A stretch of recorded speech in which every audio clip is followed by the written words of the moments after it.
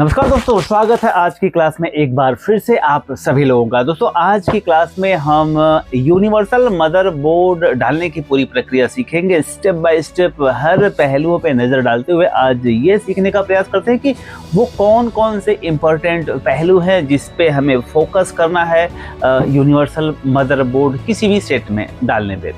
अब थोड़ा सा अटपटा सा लगता होगा कि भला अब यूनिवर्सल मदरबोर्ड डालना कौन सी बड़ी बात है कि उस पे हमें क्लास लेने की ज़रूरत है। तो दोस्तों मैं बताना चाहूँगा कि अगर सेम टू सेम मदरबोर्ड आपको दूसरे किसी सेट में डालना है तो वो बड़ी बात नहीं है, लेकिन अगर कुछ यूनिक सेट है जिसमें पावर सप्लाई अलग है और उसमें अगर मदरबोर्ड डालना है तो किन किन बिंदुओं पे हमें ध्यान देना होता है वो आज की क्लास में सीखेंगे। तो देखें, हमारे पास एक LG का सेट है और यहाँ पे ये खोल के मैंने रखा है। अब इसमें मदरबोर्ड डालना क्यों सीखना है, ये एक सवाल है। चूंकि यहाँ पे आप देख पा रहे हैं कि सप्लाई बोर्ड अलग है और मदरबोर्ड अलग है, ठीक है। तो अब ये मदरबोर्ड खराब हो गया है, तो सपोज अगर हमें पतंजलि मदरबोर्ड दूसरा वाला इसमें डालना है तो अब इसको तो चाहिए 12 वोल्टेज, क्योंकि ये 12 वोल्टेज से ऑपरेट होता है। अब चूंकि अगर इसे 12 वोल्टेज देना है तो ये इसमें अमूमन लोग क्या करते हैं, एक अडाप्टर लगाते हैं और अडाप्टर लगा करके दे देते हैं। लेकिन समस्या तब भी रहती है कि आखिरकार ये बैक लाइट कैसे ऑन होगी, क्योंकि बैक लाइट का जो सेक्शन इन्वर्टर दिया है इसी पावर सप्लाई में दिया है। तो दिमाग में एक बात आती है कि कितना बेहतर हो कि हम एडाप्टर ना लगाएं अलग से और इसी पावर सप्लाई को एक्टिवेट करके और इसी में हम जो है मदरबोर्ड लगा लें, यहीं से 12 वोल्टेज ले लें।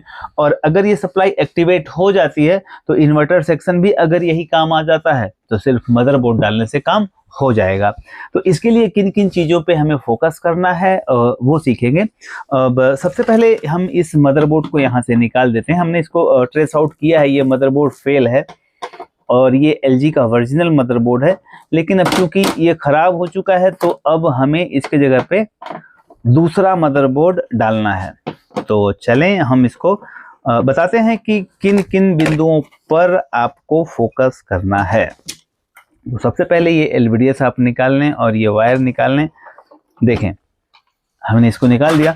अब ये LVDS भी इस्तेमाल नहीं होगा, क्योंकि इस LVDS को इस्तेमाल इसमें इसलिए नहीं कर सकते हैं, यहाँ पे जो कनेक्टर था LVDS का फ्लिप वाला कनेक्टर था। देखें आप, यहाँ फ्लिप वाला कनेक्टर था, लेकिन अब यहाँ तो फ्लिप वाला कनेक्टर लगेगा नहीं, तो इसलिए हमें इस LVDS को भी निकाल करके बाहर कर देने की ज़रूरत है, ठीक है। तो अब देखें, सबसे पहले ये सवाल होता है कि हम पावर सप्लाई से 12 वोल्टेज कैसे लें, क्योंकि जब आप चेक करेंगे इस पावर सप्लाई को तो यहाँ पे आप देखें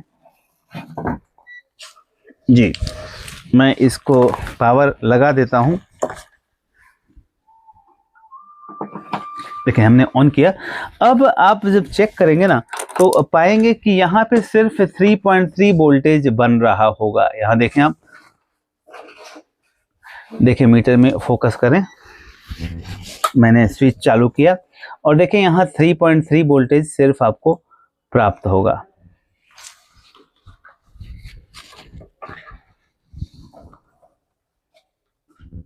देखें यहाँ मीटर में यहाँ 3.3 वोल्ट प्राप्त हो रहा है। अब और कहीं पे भी आपको वोल्टेज नहीं मिलेगा। हालांकि इसी सॉकेट में वोल्टेज आता है, 12 वोल्टेज आएगा, लेकिन ये 12 वोल्टेज कब आएगा, जब ये पावर सप्लाई पूरी तरह से एक्टिवेट होगी। तो मैंने कहा ना कि सबसे पहले STB पावर सप्लाई और यहाँ पे आपको प्राप्त होगा। तो 3.3 वोल्टेज जो मिल रहा है, इसको जब आप स्टैंड बाई सप्लाई को कनेक्ट करेंगे एक रेजिस्टेंस के माध्यम से, अब जरूरत पड़ेगी यहाँ एक रेजिस्टेंस की, 100 ओम्स का रेजिस्टेंस लें और इस रेजिस्टेंस को जो 3.3 वोल्टेज आ रहा है एक टर्मिनल उसमें लगा दें। कुछ इस प्रकार देखें, यहाँ हमने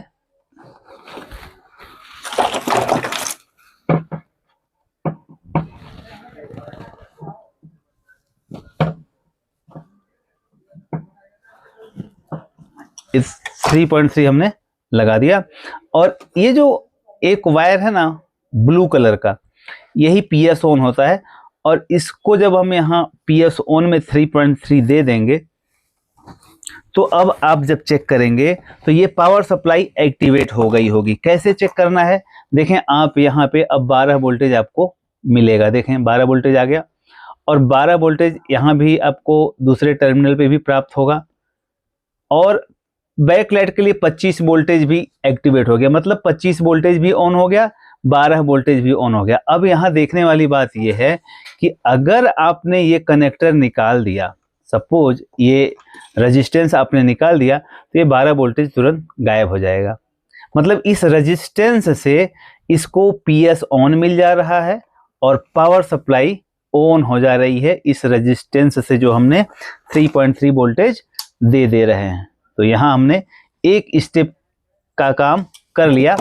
अब मैं आपको यहाँ बता देना चाहूँगा कि इस तरह के सेटों में मदरबोर्ड डालने के लिए कुछ स्टेप हैं। पहला स्टेप है पावर सप्लाई कैसे ऑन करें, उसके बाद दूसरा स्टेप आता है बैक लाइट कैसे ऑन करें। बैक लाइट ऑन करने के बाद बात आती है पैनल VCC के जंपर सिलेक्शन की। तो इस तरह से ये जो छोटी छोटी बातें हैं, इसको अगर आप स्टेप बाय स्टेप फॉलो करते हैं तो बड़े आसानी से मदरबोर्ड डाल पाते हैं। तो यहाँ पे हमने एक स्टेप पूरा कर लिया है, पावर सप्लाई ऑन कर लिया है। अब कितना बेहतर हो कि बैक लाइट भी ऑन हो जाए, क्योंकि पावर सप्लाई ऑन हो गया है और बैक लाइट इन्वर्टर के लिए जो 25 वोल्टेज रिलीज होता है वो भी आपने देखा, वो भी आ गया है। 25 वोल्टेज भी यहाँ आप देख रहे हैं। तो अब BL ऑन टर्मिनल देना है। अब BL ऑन कहाँ है, ये एक सवाल है। तो अब बात आती है बैक लाइट ऑन करने की, क्योंकि बैक लाइट का इन्वर्टर सेक्शन इसी पावर सप्लाई में दिया हुआ है। अब बैक लाइट भी आप ऑन करेंगे इस 100 ओम के रेजिस्टेंस को लगा करके। तो देखिए जो यहाँ पे मैंने बताया कि स्क्रीन पे लिखा हुआ है BL ऑन, तो उसको आप यहाँ पे 3.3 दें, क्योंकि यहाँ पे 3.3 मिल रहा है दूसरे टर्मिनल में। और जब उस पर से आप दूसरा 100 ओम्स का रेजिस्टेंस लगाएंगे उस BL ऑन पे, तो बैक लाइट ऑन होगी। आप स्क्रीन की तरफ फोकस करें, यहाँ देखें जब मैं ये रेजिस्टेंस लगा रहा हूँ तो तुरंत बैक लाइट ऑन हो जा रही है। अभी आप देखिएगा, देखें ये लगा रहा हूँ तो बैक लाइट ऑन और हटा रहा हूँ तो बैक लाइट निकल जा रहा है। ठीक है, तो इसका मतलब हमें ये जो पहला टर्मिनल है BL ऑन का है, ये वाला यहाँ पहला टर्मिनल BL ऑन दे देना है। तो BL ऑन अर्थात वह वोल्टेज जो मदरबोर्ड के ऑन होने के बाद मिलता है, और इसको हम यहाँ लगा देंगे और BL ऑन इस तरह से दे करके हम डायरेक्ट बैकलाइट ऑन कर सकते हैं। अब आप देख पा रहे हैं कि यहाँ पावर सप्लाई यही है, इन्वर्टर सेक्शन हमने यही इस्तेमाल कर लिया। अब अगर हमने ये जो PS ऑन का पहला रेजिस्टेंस है ना, ये अगर हम निकालेंगे तो बंद हो जाएगा, बैकलाइट भी बंद हो जाएगी। और बैकलाइट क्यों बंद हुई, क्योंकि हमने तो इसको लगा के रखा है BL ऑन को। अब बैकलाइट बंद होने की वजह यह है कि जब PS ऑन हमने डिस्कनेक्ट कर दिया तो पावर सप्लाई स्विच हो गई, ठीक है, इसलिए ये बंद हो रहा है। तो इसको हमें डायरेक्ट कर देना है। इसको हम जब डायरेक्ट कर देंगे तो बैकलाइट शुरू रहेगी और 12 वोल्टेज यहाँ से प्राप्त हो जाएगा। अब देखें ये जो पहला के अलावा दूसरा और तीसरा टर्मिनल है, ये 12 वोल्टेज का है। तो चलें अब हम इसको मदरबोर्ड डालने के लिए इस दोनों वायर को कट कर लेते हैं। यहाँ पे 12 वोल्टेज है और इस 12 वोल्टेज के वायर को हम यहाँ से कट कर लेंगे कुछ इस प्रकार। देखें इसको यहाँ से हमने कट किया और ये 12 वोल्टेज है।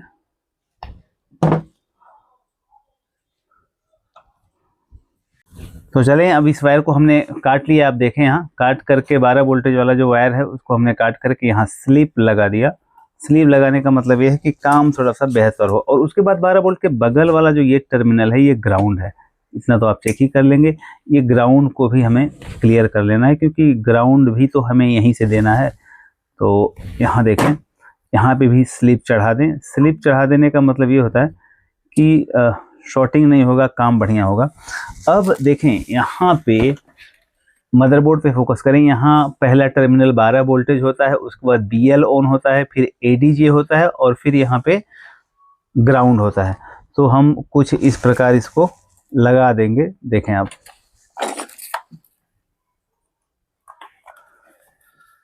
यहाँ हमने लगा दिया। अब ये जो दोनों टर्मिनल है ये 12 वोल्टेज का है, तो 12 वोल्टेज के टर्मिनल को हम यहाँ से कट कर लेंगे कुछ इस तरह से, देखें, और कट करके हमें इसे साफ कर लेना है। और उसके बाद यहाँ ग्राउंड टर्मिनल को भी कट कर लेना है और ग्राउंड टर्मिनल को कट करके भी साफ कर देना है। और बात आती है फिर BL ऑन की, यही टर्मिनल है जहाँ से BL ऑन निकलेगा, देखें आप। और ये जो ADJ है उसे आप फ्री छोड़ दें, उसकी ज़रूरत नहीं है। जो सप्लाई के बगल वाला है वो BL ऑन होता है, ठीक है। मदरबोर्ड को उल्टा करके आप चाहें तो पूरा देख सकते हैं। तो अब चलें कनेक्शन कर लेते हैं। कनेक्शन में क्या है कि ये 12 वोल्टेज को आपको 12 वोल्टेज के साथ जोड़ देना है कुछ इस प्रकार, देखें।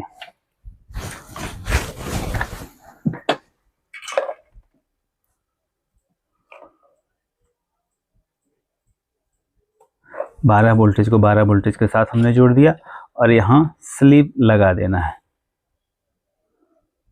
स्लिप लगाने से क्या होता है कि हमारा जो काम का परफॉर्मेंस है वो बेहतर होता है और दोबारा दिक्कत नहीं होती है।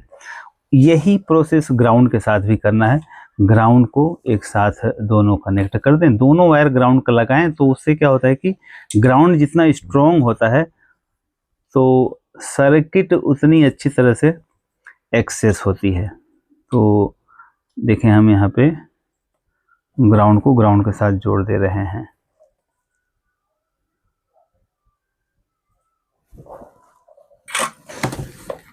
सोल्डर न लगने की अवस्था में आपको यहाँ पे थोड़ा सा पेस्ट का इस्तेमाल करना ज़रूरी हो जाता है। दोनों वायर में पेस्ट लगाएंगे तो सोल्डर बहुत अच्छी तरह से पकड़ेगा, देखें आप।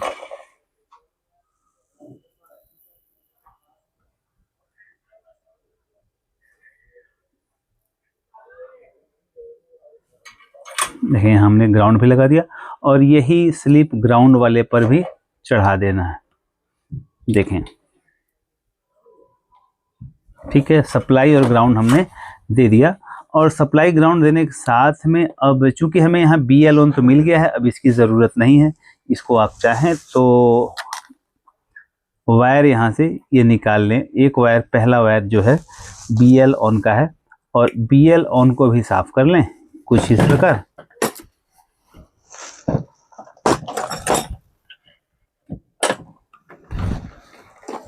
और ये जो BL ऑन का टर्मिनल है इसके साथ लगा देना है, लेकिन यहाँ भी स्लिप का इस्तेमाल हम करेंगे क्योंकि स्लिप जब रहती है तो काम अच्छा होता है। देखें BL ऑन पर भी हमें इस स्लिप का इस्तेमाल करके इसको सोल्डर लगा देना है।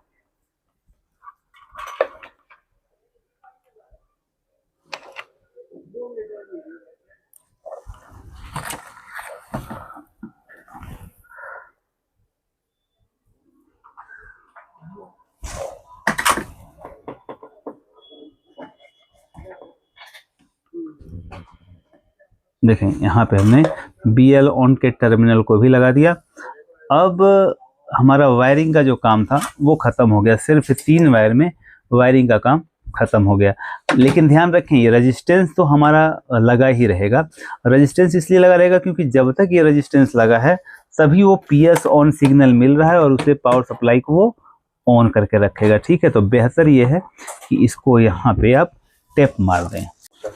तो अब यहाँ कनेक्शन पूरा हो जाने के बाद अब हम ये पैनल की लगाएंगे और पैनल की लगाने के साथ में हम इसको ऑन करके देख लेंगे कि क्या यहाँ इंडिकेटर ग्लो हुआ। देखें आप, यहाँ पे इंडिकेटर आ जाना अर्थात ये वायरिंग का सही होना और पावर सप्लाई का ऑन होना, ये दोनों चीज़ की पुष्टि होती है। क्लियर? क्योंकि 12 वोल्टेज मिलेगा तभी यहाँ पे ये रेड इंडिकेटर शो करेगा। अब ये यहाँ तक के चरण को हमने पूरा कर लिया। अब बात आती है LVDS के मिलान का, LVDS के मैचिंग का। अब सवाल ये आता है कि हम कौन सा LVDS यहाँ लगाएंगे, तो उसके लिए आपको देखना पड़ेगा इसमें कौन सा त्रिकोण बोर्ड लगा है, उसके हिसाब से आपको LVDS का चयन करना है। तो एक बार इसे देख लें यहाँ पे, और यहाँ इसको खोल के देखने के पीछे रीजन ये है कि आपको ये देखना है कि इसका सप्लाई किधर है और कनेक्टर कौन सा है। तो देखें यहाँ LG वाला लगा हुआ है टिकोन बोर्ड, और यहाँ पे फ्यूज यहाँ इस जगह पे दिख रहा है, देखें आप। तो फ्यूज इस जगह पे दिखना मतलब सप्लाई का यहाँ होना, तो ये एलवीडीएस का यहाँ पे लगेगा, क्योंकि एचडी रेडी पैनल है। यहाँ देखें 5 पेयर आपको टिकोन में दिख रहा है, 1 2 3 4 5, तो 5 पेयर वाला एलवीडीएस लेकर के सप्लाई यहाँ मिला लेना है कि यहाँ पे हमने सप्लाई लगा दिया, क्योंकि सप्लाई का टर्मिनल ये इधर है और यहाँ इसका मिलान करा लेना है। और उसके बाद यहाँ देखें सप्लाई वीसीसी इधर है और मदरबोर्ड में सप्लाई वीसीसी इस तरफ होता है, तो हमको ये लगा देना है यहाँ पे कंप्लीट। अभी लगाने के बाद सबसे इम्पोर्टेंट चीज़ ये है कि तुरंत ही आप मीटर को बजर मोड पे रखें, और मीटर को बजर मोड पे रख करके इसके ग्राउंड और इसके ग्राउंड की कनेक्टिविटी चेक करें कंप्लीट, और इसके सप्लाई की और इसके सप्लाई की कनेक्टिविटी चेक करें, ये भी कंप्लीट। अब इसके सप्लाई से और इसके ग्राउंड की कनेक्टिविटी चेक करें, नहीं होनी चाहिए, तो ये वायरिंग आपकी कंप्लीट हो गई है। अब बस काम खत्म हो गया। अब ये मदरबोर्ड आपने डाल दिया, इतना ही काम होता है मदरबोर्ड डालने में। लेकिन अभी एक चीज यहाँ सोचने वाली बात है। सोचने वाली बात ये है कि ये पैनल कितने वोल्टेज का है और आपका मदरबोर्ड में जंपर सिलेक्शन कहाँ सेट किया गया है। क्योंकि अगर इतना करके हमने चालू कर दिया तो ठीक है, ये 12 वोल्टेज की पैनल है और यहाँ 12 वोल्टेज पे जंपर सिलेक्शन सेट है तो कोई दिक्कत नहीं आएगी। लेकिन कभी आप 5 वोल्टेज के पैनल में ये मदरबोर्ड डालने का प्रयास कर रहे हैं और ये जंपर सिलेक्शन पे आपने फोकस नहीं किया है, जो जंपर सिलेक्शन है ये 12 वोल्टेज पे रहेगा तो आपकी पैनल उड़ जाएगी। अब चूंकि यहाँ 12 वोल्टेज की पैनल है, 32 इंच की है, तो जंपर सिलेक्शन आपको यहाँ 12 वोल्टेज पे रखना पड़ेगा। ध्यान रखें, यहाँ दिख रहा है ना 12 वोल्टेज वीसीसी, तो ये जो जंपर सिलेक्शन है इसको निकाल करके और 12 वोल्टेज पे लगा देना है। अब यही मदरबोर्ड 12 वोल्टेज निकालेगा इस पैनल के लिए। तो चलें अब देखते हैं कि क्या हमारा काम खत्म हो गया और क्या रिजल्ट तक हम पहुंच गए। इस बात के लिए अब हमें सेट को ऑन करना होगा। देखें, सेट हमने ऑन किया और पिक्चर आपके सामने, देखें ब्लू स्क्रीन आ गया और एवी लिखा हुआ भी आ गया। अब चलें एवी लगाकर भी देख लेते हैं। और अच्छी बात तो ये है इसमें मैपिंग और मिरर जैसी कोई समस्या सामने नहीं आई। तो मैं चाहूँगा कि इसके ऑडियो वीडियो को हम डाल करके आपको रिजल्ट दिखाने का प्रयास करते हैं। तो चलें, अब ऑडियो वीडियो मैंने लगा दिया, देखें रिजल्ट आपके सामने है। बस यही इतना स्टेप होते हैं मदरबोर्ड डालने में। लेकिन अब यहाँ एक चीज़ और मैं बता रहा हूँ कि यहाँ ये अलग बात है कि ये मैपिंग में नहीं गया, मिरर में नहीं गया, लेकिन इस स्टेप को एक बार हम दोबारा देखेंगे। क्योंकि हो सकता है कि आप जब पैनल इसमें मदरबोर्ड डालें तो इस तरह का परिणाम ना आए, तो कैसा आएगा ये आपके मन में चल रहा होगा कि यहाँ तो रिजल्ट अच्छा आ गया, लेकिन क्या इसके अलावा और भी दूसरे रिजल्ट इस जगह पे आ सकते हैं? और अगर आ सकते हैं तो वो कौन सा परिणाम कौन सा होगा, रिजल्ट क्या होगा? तो मैं इसको एक बार फिर से आपको बताना चाहूँगा कि क्या सिम्टम्स हो सकता है। इसी स्क्रीन को दोबारा उठा करके दिखाऊंगा और परिणाम कुछ अलग आएगा। तो देखें, अब कई बार ऐसा होगा कि इतना प्रोसेस करने के बाद जब आप इसे ऑन करेंगे तो सिम्टम्स कुछ इस तरह दिखाई देगा। देखें क्या हो रहा है, यहाँ पे पिक्चर अच्छा नहीं आया, एवी उल्टा लिखा आया और मैपिंग की प्रॉब्लम इसे कहते हैं। अब अगर ये प्रॉब्लम आ रही है तो इसमें 2 प्रॉब्लम आपको दिख रही है। देखें, ये अब रिमोट से ठीक करने वाली समस्याएं हैं और इसे कैसे ठीक करना है उस पे हम फोकस करेंगे। तो यहाँ आप देख रहे हैं कि ये मैपिंग की प्रॉब्लम है। कई बार ऐसा होगा कि मदरबोर्ड डालने के बाद इस तरह के सिचुएशन खड़े होंगे, तो आपको उस मदरबोर्ड का सर्विस कोड पता होना चाहिए। मैं इसके सर्विस कोड की बात करूं तो इनपुट 208 हम जब डालेंगे तो इनपुट पहले हमें दबाना होगा, इनपुट 208। तो यहाँ सर्विस कोड खुल गया। अब यहाँ पैनल सेटिंग में जाना है, दूसरे नंबर पे पैनल सेटिंग में गए और ओके जब करेंगे तो यहाँ आएगा एलवीडीएस। देखें यहाँ एलवीडीएस कन्वर्टर लिखा है, तो एलवीडीएस कन्वर्टर में आपको जाना है और जेडा लिखा है तो इसे वेगा कर देना है। देखें वैसा हमने कर दिया तो पिक्चर अच्छा हो गया। लेकिन यहाँ देखें और पिक्चर की ये जो फाउंट है सब देखें उल्टा आ रहा है। तो ये ठीक होगा मिरर से। मिरर को कहीं कहीं फ्लिप लिखा रहता है और कहीं कहीं मिरर लिखा रहता है। तो देखिए यहाँ फ्लिप जो है उसे हमें चेंज करना है। तो हम फ्लिप पे गए और इसको HV की जगह पे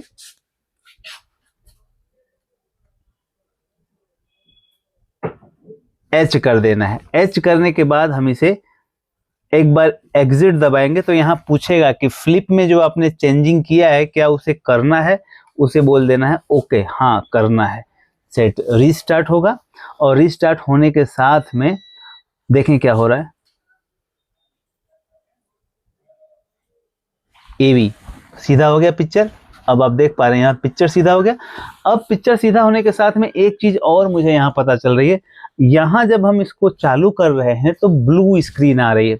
और दूसरी प्रॉब्लम क्या हो रही है कि अगर हमने सेट को बंद कर दिया और सेट को हम चालू कर रहे हैं तो यहाँ रेड इंडिकेटर आ रहा है और रेड इंडिकेटर के साथ में ये सेट अपने आप नहीं चालू हो रहा है, तो हमें रिमोट से चालू करना पड़ रहा है। तो यहाँ 2 सेटिंग और आपको बताऊंगा। को फिर से दबाना है इनपुट 208 और फिर अब जनरल सेटिंग में जाएं। जनरल सेटिंग को ओके करेंगे तो यहाँ दिया है ब्लू, मतलब power show logo, power on लोगो को हमें ब्लू न करके, ये LG का सेट है तो हमें यहाँ LG सेट कर देना है। तो हमने यहाँ LG सेट कर दिया, अब LG लिखा हुआ आएगा। और एक चीज और ध्यान रखना है, पावर ऑन मोड क्या है, पावर ऑन मोड में ऑफ दिया है। तो पावर ऑन मोड में जा करके यदि हम इसे ऑन कर देंगे तो अब क्या होगा, सेट जब आप बंद करेंगे और अगर मेंस कोड इसका निकाल देंगे, मेंस कोड जब लगाएंगे तो चालू करने के लिए रिमोट की जरूरत नहीं पड़ेगी। 2 चीजें हुई कि चालू करते ही देखें हम यहाँ से चालू करेंगे, सेट को हमने चालू किया और सेट चालू करने के लिए रिमोट की आवश्यकता नहीं पड़ेगी, अपने आप ये चालू हो जाएगा और LG भी लिखाएगा क्योंकि हमने लोगो LG सेट कर दिया है और पावर ऑन कर दिया है। तो डायरेक्ट बटन दबाने से तुरंत पावर ऑन हो जाएगा और बाकी अब अपने सेटअप बॉक्स से काम करते रहें और पिक्चर भी सीधा है। तो ये कुछ चीज़ें ऐसी होती हैं कि जब आप मदरबोर्ड डालते हैं तो इस तरह की प्रॉब्लम भी फेस करना पड़ सकता है। तो इन सारे बिंदुओं को आपको ध्यान में रखना है और फिर बस आपका काम हो गया। तो आज क्या इस वीडियो के माध्यम से आप मदरबोर्ड डालने में एक्सपर्ट हो पाएंगे कि नहीं, इसका मूल्यांकन आपको खुद करना है और बेहतर ये होगा कि आप ये प्रैक्टिकल करें अपने टेबल पे। लेकिन ध्यान रखें ये जो मदरबोर्ड डालने का तरीका मैंने बताया है आपको उन्हीं सेटों में जिसमें पावर सेक्शन अलग है और इन्वर्टर उस पावर में दिया हुआ है, ठीक है ना। तो बस थैंक यू वेरी मच, आज की क्लास यहीं तक थी।